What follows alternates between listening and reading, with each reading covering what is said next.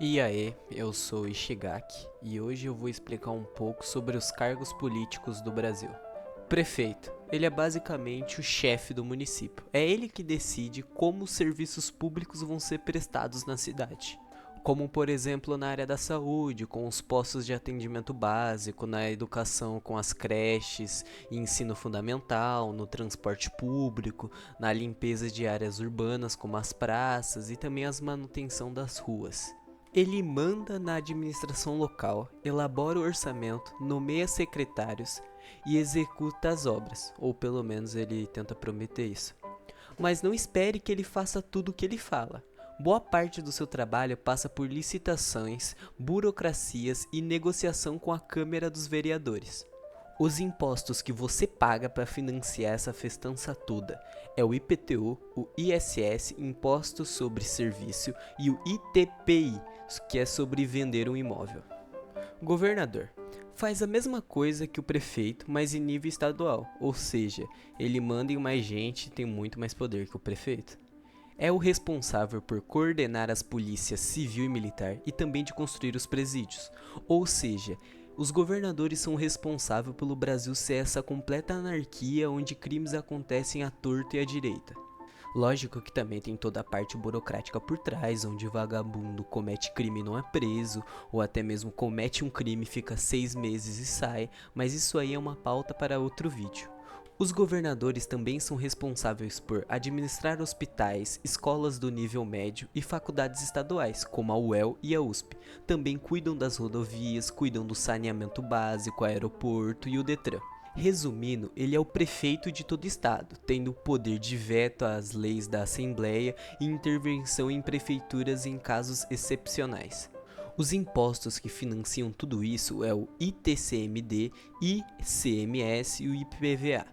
Eu sei que minha pronúncia dos impostos está horríveis, mas ignora, é sigla pra caramba, vocês também iam travar. Mas também boa parte da sua verba é passada pelo governo federal, ou seja, é melhor ele pagar um bom boquete pro presidente. Vice-presidente, ele fica na reserva até o presidente faltar. Ou seja, em casos de afastamento, viagem ao exterior, impeachments. E também em caso de empate no Senado Federal, ele pode ir lá votar para gerar o desempate. Basicamente, seu poder é mais isso. Ele fica muito dependente do presidente quando o presidente quer incluí-lo em missões ou em ministérios. Vamos para o mais aguardado, o presidente da República. Ele é o homem mais poderoso do Brasil, é o chefe do Estado. Ele define a política externa, representando o Brasil no exterior, sanciona ou veta as leis federais, comanda as forças armadas, é responsável pelas principais obras de infraestruturas, pelas principais estatais, agências reguladoras, nomeia ministros de estado, como por exemplo o ministro da Educação, ministro da Saúde, ministro da Economia, e também nomeia os chefes de autarquias. Ele também envia o orçamento ao Congresso e pode editar medidas provisórias em situação de emergência. Teoricamente tem um imenso poder, mas ele também precisa do apoio de deputados e senadores para governar de fato.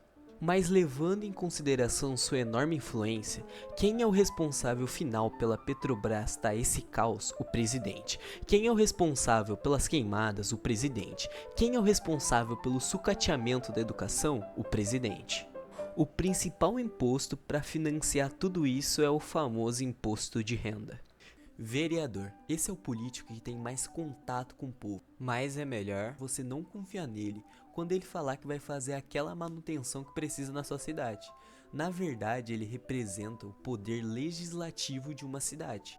Ou seja, ele não tem poder administrativo que nem um prefeito e nem jurisdição fora da cidade. Basicamente, a obrigação dele é criar propostas de leis para a cidade e fiscalizar o trabalho do prefeito, e pode envolver na aprovação das contas do município, saúde, escolaridade municipal e transporte público.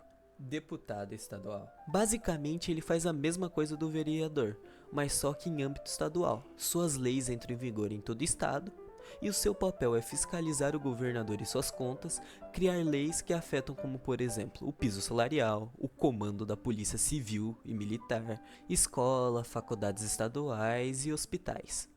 Deputado federal, mais um do bando do legislativo, mas diferente dos outros, ele tem que dividir a sua função legislativa com os senadores. Criam as leis mais importantes sobre gastos e impostos, determinam os crimes e as suas punições, dão verba para governadores e prefeitos, e o principal, podem mudar a Constituição. Além disso, na teoria, eles limitam o poder do presidente, aprovando suas decisões e começando os impeachments. Mesmo com esses poderes, na prática, eles têm pouca força no governo, porque o Brasil é um país hiperpresidencialista. Eles tentam fortalecer os seus poderes de articulação se aliando em bancadas com ideais comuns, como a bancada empresarial, a da Bíblia, a do Boi. Já que eles podem travar a agência presidencial, eles acabam a negociar cargos e verba em troca de apoio na Câmara. Basicamente, eles são os vendidos do caralho.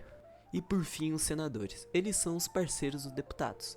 Juntando os dois, formam duplas de putinhas federais. A diferença entre eles é que basicamente o Senado é mais premium, é mais difícil de você entrar.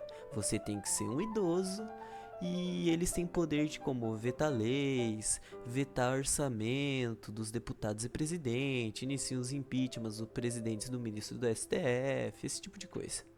Ministro do STF. São os juízes dos juízes, responsável por guardar a Constituição. Julgam ações diretas de inconstitucionalidades, recursos extraordinários e também processo contra autoridades com foro privilegiado, por exemplo, presidentes, ministros e parlamentares. Era para opinar apenas nos casos mais importantes, mas como o Brasil é uma enorme baderna, ele acaba em opinar em quase tudo, tipo por exemplo em 2023, onde o ministro do STF deu a sua opinião em quase 80 mil processos. E recentemente, em vez dele estar preocupado em exercer a sua função com excelência, ele prefere mais ficar bloqueando o Twitter. Presidente do Banco Central. Indicado pelo presidente, ele cuida da grana do país, regula os outros bancos, empresta dinheiro caso eles precisam, controlam a reserva de dólar e ouro, controlam a quantidade de dinheiro em circulação, define a taxa básica de juros, a Selic, e zela pela estabilidade financeira do país. Seu trabalho afeta diretamente a inflação, o crédito, o crescimento do PIB, as crises, as dívidas públicas e o câmbio. Mesmo sendo considerado independente, ele precisa dialogar com o Congresso e com o governo para não quebrar a economia ou para não quebrar a popularidade do governo, que é o que normalmente acontece. No Brasil, os políticos estão mais preocupados com a reeleição do que a estabilidade social e econômica do país.